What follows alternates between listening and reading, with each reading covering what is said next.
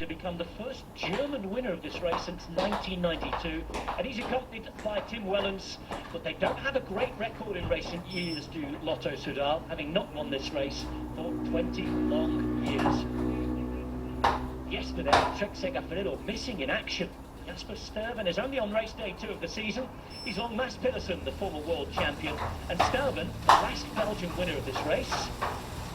And he's another big Belgian, a pair of them in fact. Greg van Avermaet, the Olympic champion, and Oliver Naassen. Naassen racing one of his favourite races. Look out for the line duel as well. He's been up there here in the past, remember.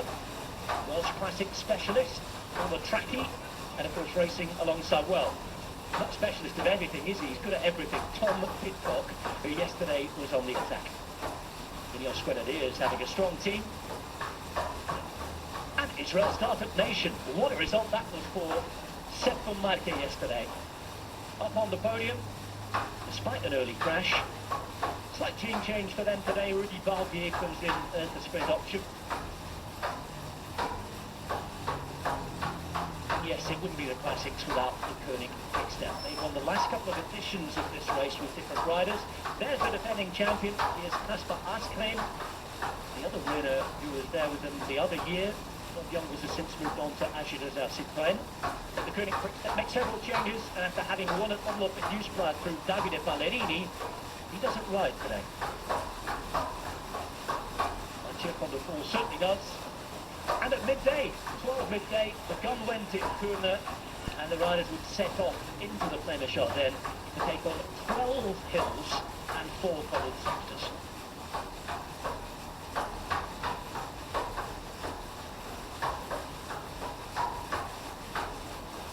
We've got a current Olympic champion, a former world champion. The current world champion today does not start. Julien Alaphilippe, very much entertaining as yesterday. Today gets a rest. Over the river Schelde they rode. And no surprise to see Manuel Eduardo being the first on the attack.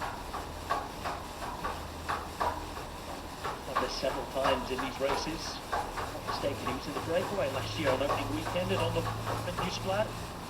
Today this is what the riders will take on. So 17 obstacles in total. Several hills, starting with the Diegenberg, Oliver Naassen's favourite hill, and then heading on to the Holloweg. That's the third obstacle there, and that is the only obstacle that we have in common with the brand new route of the Omloop at Nieuwsblad that we saw yesterday. Towards the end though, it's the climbs that are going to make the difference between around 80 to 50 kilometres to go.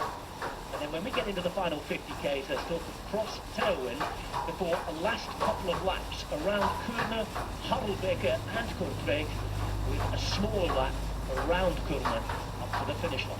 197 kilometres for the 73rd Kuurne-Brussels. We're into the final 85 kilometres, and we've got 6 riders in a breakaway today. Breakaway went early on actually. We've got 2 riders from Bora Hansgrohe. Team that disappointed yesterday, didn't they? They have Maciej Bodnar, the Polish classic star, very big ally of Peter Sagan normally. He's with Patrick Gamper in the break today. Ludwig de Winter is there for Intermarché, alongside Artem Zakharov for Astana. They make it 2 days out of 2 in the break. Jonas Figelberg is there for UnoX, that's the team from Norway, and Tom Paco, the representative of Bingo.